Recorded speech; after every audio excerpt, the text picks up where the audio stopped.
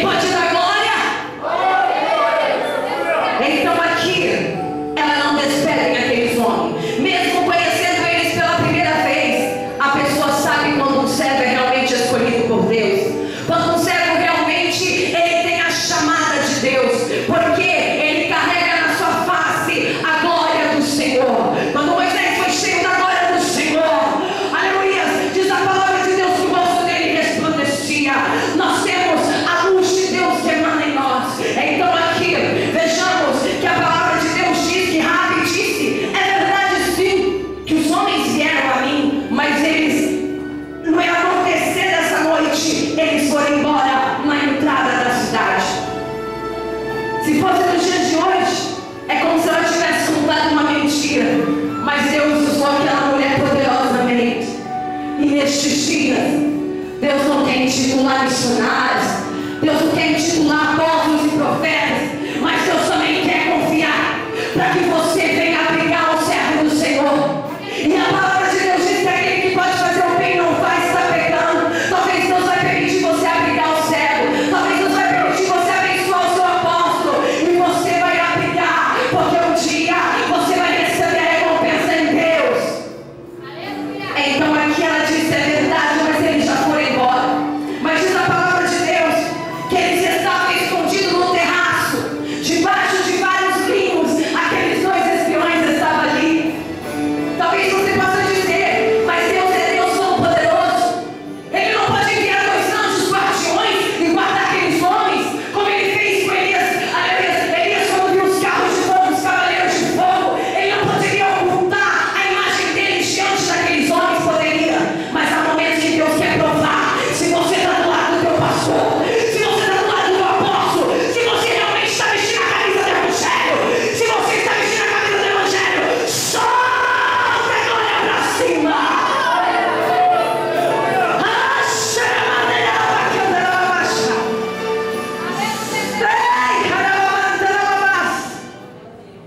É porque quando nós esperamos o socorro vir da onde a gente já sabe que vem, Deus troca o caminho, Deus muda o caminho, Deus muda a história, Deus muda todas as coisas para te entregar a vitória.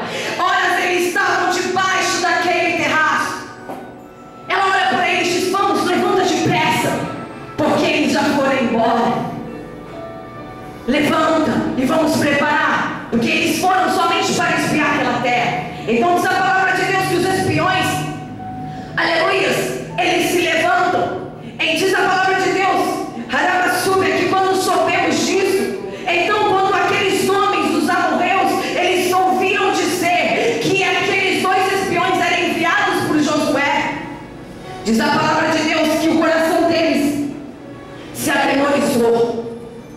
Meu irmão, não somos nós que iremos se atemorizar, é Satanás que vai ter que ter medo de você. Aqueles homens disseram: meu Deus, olha quem está aqui na terra. São os dois homens enviados, logo eles irão possuir o nosso lugar. Quem crê, dá glória, porque você vai possuir o lugar de Deus na sua vida. Aleluia.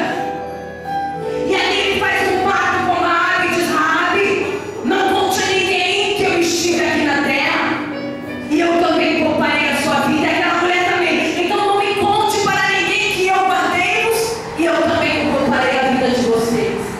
O povo de Deus precisa estar unido para vencer o inimigo. Enquanto no meio do povo de Deus houverem guerras, brigas e confusões, o povo nunca vai entrar na terra. Mas no dia que você pegar na mão do seu pastor e diz: pastor, eu posso ter errado, posso ter feito o que for, mas eu pego na sua mão, o romão dele é fácil, e eu vou, porque eu estou contigo. Aquela mulher, mesmo sendo pecadora, talvez ela naquele momento esquece que ela é prostituta, ela não está mais em cima daqueles homens, e ela diz: o que eu quero é poupar a vida de vocês, o que eu quero agora é abençoar a vida de vocês. Então agora, não diz a palavra do Senhor que os homens, após se garantir a vida daquela mulher e a vida deles, eles diz, aleluia, ela diz para eles: vão para aquela montanha, porque os seguidores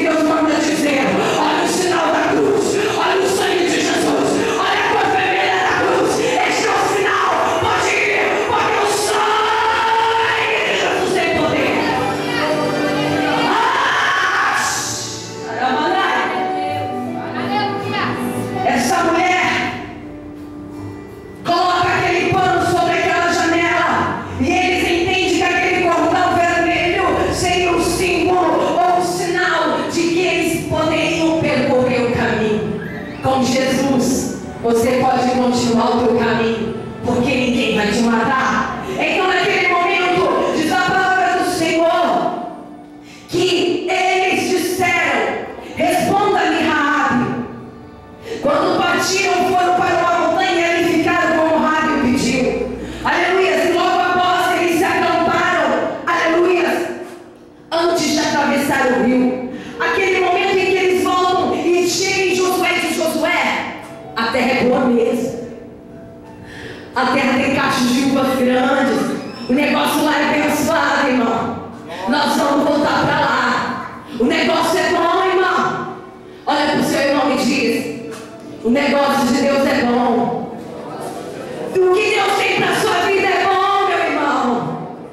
Então eles espiam e diz para Josué, e aquele povo, quem sabe, começa a encher o seu coração daquele sonho e diz: então é bom, então nós vamos lutar por aquilo que é nosso. Agora eles começam a se preparar, eles começam a se acampar para atravessar o rio. Agora começa a colocar-se em posição, aleluia, os levitas, os sacerdotes e o povo. Os sacerdotes à frente, para que garantam, porque diz a palavra de Deus que quando Moisés levantava a sua mão, o povo era abençoado, e quando Moisés cansava, se abaixava-se a mão, o povo, aleluia, não recebia a vitória. Enquanto o teu pastor estiver estendendo as mãos sobre ti, pode crer que a bênção do Senhor estará sobre ti. Então, aleluia, eles agora se acampam. O primeiro passo é preciso acampar-se antes de fazer uma travessia. Quando nós vemos os filmes de guerra, o acampamento, ele simboliza, como no filme de Troia, para quem assistiu, aleluia, o povo, o exército se aparelhando os seus carros. Talvez eles bateram no peito e disseram: quantas vezes o povo de Acabe, o povo inimigo se levantou e se aparelhou, agora é nossa vez. Quem sabe que em posição, aleluia, de louvor, os levitas se colocavam à frente daquele acampamento, os sacerdotes, a arca logo à frente dos levitas, os levitas, os sacerdotes e o povo atrás. Quem sabe parecia um grande coral. E quem sabe Moisés olhava: que povo lindo e abençoado. Meu irmão, sem obediência, se você não obedecer aquilo que é estipulado pelos pregadores, pelo pastor da sua igreja, você nunca irá receber a vitória. Então agora eles se colocam na posição em que é pedido, e agora eles começam a seguir, aleluia. E o Senhor revela para Josué que era para dar 7 voltas.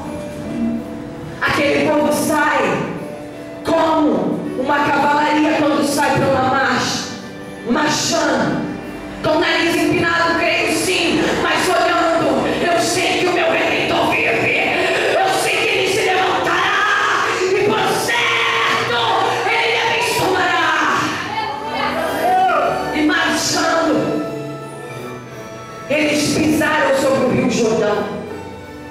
Vemos uma ênfase que o texto bíblico nos fala que, assim como eu fui com Moisés, eu serei contigo. Quando o Senhor disse a Josué, é nessa hora, Ramante que avassou, em que Deus, Xanagasu de Komanagashai, ele coloca Rasto Komandavasu, aqueles homens na condição de vencedores. Naquele momento, eles já estão aparelhados, e Josué então diz: Senhor, então assim como o Senhor foi com Moisés, assim o Senhor será comigo. Ele pisa no Rio Jordão. Quando eles pisam no Rio Jordão, os sacerdotes, com aquela arca, aquele rio se abre, como nos dias de Moisés. E diz a palavra do Senhor que aquele povo passa, mas os sacerdotes permanecem como um corredor, uns do lado, outros do outro. Então Josué manda um de cada tribo pegar uma pedra daquele Rio Jordão. Eles pegam aquela pedra do Rio Jordão, porque a pedra, ela simboliza força. Olha, quando o Senhor chamou a Pedro, ele diz: Pedro, tu és Pedro, o significado de pedra, mas sobre ti eu edificarei a minha igreja.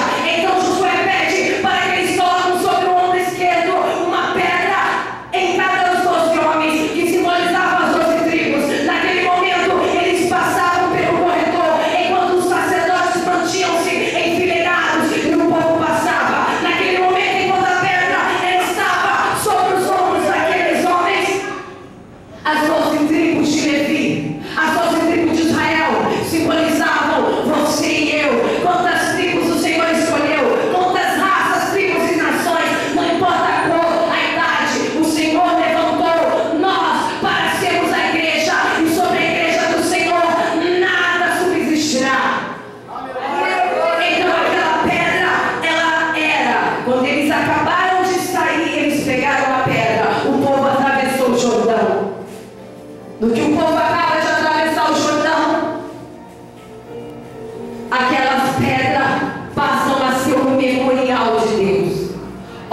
seu irmão e diz: meu irmão. Sabe aquela luta que você passou lá em casa? Sabe aquela pedra que tacaram na tua chamada? Sabe aquela pedra que tacaram no teu ministério? Essa pedra que te tacaram, você vai construir o teu castelo.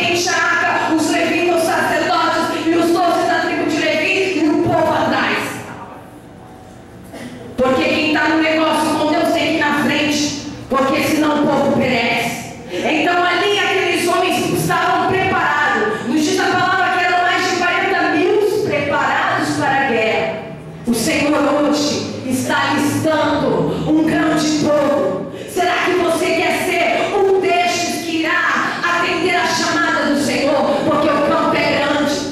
O Senhor precisa levantar dentre cada tribo, línguas e nações um escolhido que carrega a pedra, que significa: eu sou a igreja, eu sou Pedro, e sobre mim nada, e as portas do inferno não prevalecerão sobre mim. Agora,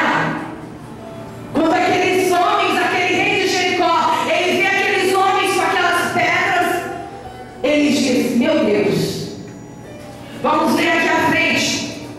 Nos diz a palavra do Senhor aqui, aleluia. Ramanta Vasudecomanai, que eles desanimaram de, aleluia, lutarem contra aqueles homens.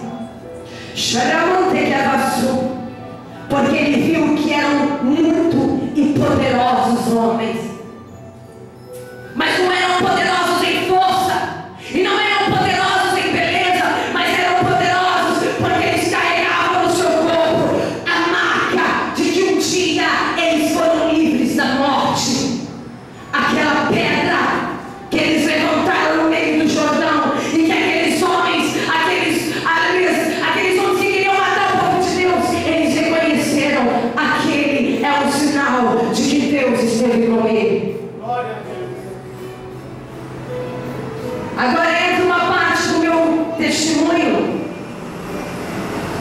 Aleluia, quando eu passei, aleluia, ao término do ano retrasado, por uma cirurgia, e eu achei que eu iria morrer, porque estava para dar infecção generalizada após uma cirurgia da apendicite. Eu fui enviada para casa, mas ali, meus irmãos, se formou um acúmulo de pus dentro da minha barriga, e o médico disse para minha mãe e para minha família: se vocês creem em Deus, orem, porque ela internou com uma coisa simples, mas após a cirurgia, uma grande infecção está sobre ela, e a qualquer momento pode ser jogado sobre a corrente sanguínea, e pode haver uma grande infecção generalizada. Naquele momento eu corria sério risco de vida. Eu tinha parado de pregar a palavra do Senhor. Eu tinha dito que nunca mais ia falar do nome do Senhor. Mas eu carregava uma marca. Aos 15 anos de idade eu fui curada de 2 tumores na garganta, que foi revelado por um pastor, e eu vomitei no altar daquela igreja. Já era para mim ter morrido lá atrás, mas agora, após tantas batalhas e tantas lutas, o soldado tem hora que quer parar, e eu parei. Mas quem tem chamado de Deus, e quem carrega o sinal de Pedro, de pedra, jamais a porta do inferno prevalecerá contra ti. Naquele momento, então, sobre aquele hospital, aquele médico, ele me dá aquela alta. Não estava súbia, mas antes daquela alta, meu irmão, eu venho te dizer que eu passei por várias dores, que foram introduzidos 3 drenos sobre mim, que eu tomei 2 injeções de morfina na veia, porque era o único que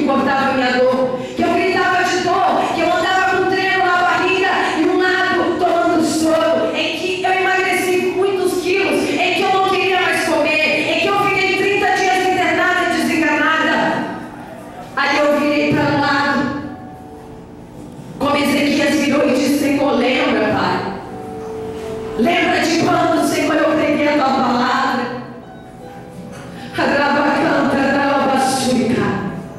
Lembra, Senhor, de quantas pessoas eu orei e foram curadas. Me perdoa por ter querido parar no meio da caminhada. Então, naquele momento,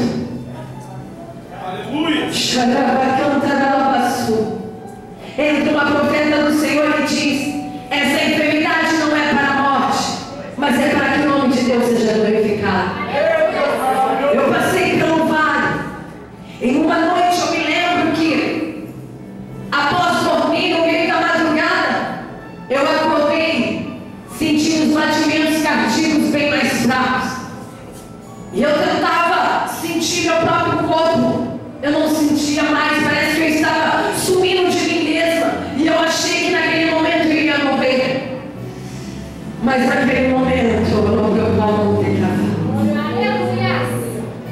em que eu comecei a gritar e chamar os enfermeiros, que eu não sentia mais. Eu estava começando, parece que a desfalecer, porque ele disse que iria me dar uma parada a qualquer momento.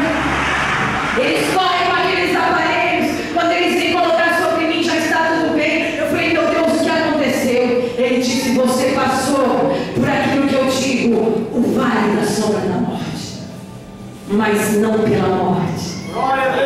O servo de Deus, ele pode passar pelo vale, ele pode até descer. O médico diz: meu irmão, pode preparar o caixão porque ele vai para a tumba hoje. Mas o grande general, ele desce no inferno, aonde estiver, e diz: eu tomei a chave da vida e da morte.